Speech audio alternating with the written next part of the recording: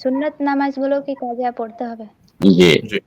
কারো যদি সুন্নত নামাজ ছুটে যায়, যেমন জোহরের পূর্বে 4 রাকাত, জোহরের পরে 2 রাকাত, মাগরিবের পরে 2 রাকাত, এশারের পরে 2 রাকাত, ফজরের আগে 2 রাকাত, এই নামাজগুলো যদি ছুটে যায় তাহলে কি সেগুলো কাজা করা জরুরি?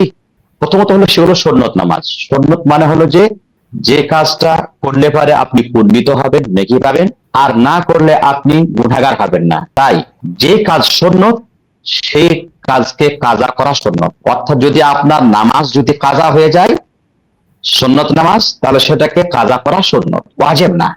ওয়াজিব না, কাজা করা সুন্নত।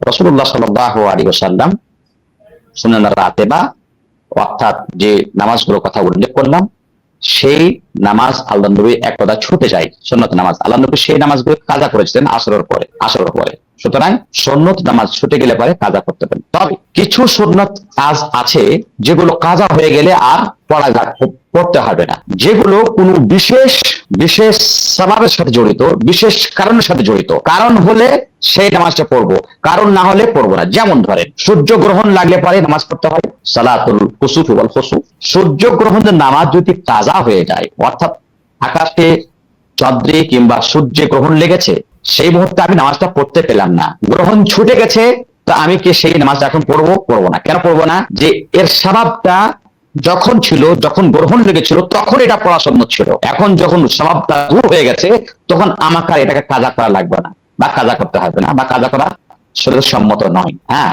এই মতো অবস্থা। যখন আপনি মসজিদে গেলেন, মসজিদে ঢুকলেন, তখন আপনার উচিত ছিল যে তাহিয়াতুল মসজিদ পড়া, কারণ যে তাহিয়াতুল মসজিদের কারণ হচ্ছে মসজিদে ঢোকা। তো যখন কারণটা পাওয়া যাবে তখন আপনাকে পড়তে হবে।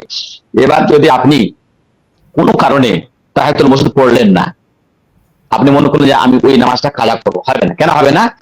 সেটা হলো কি, এমন সুন্নত যেটা কোনো কারণের সাথে জড়িত, সেই কারণটা পেরিয়ে গেলে পারে আর সেটাকে কাজা করা সুন্নত নয়।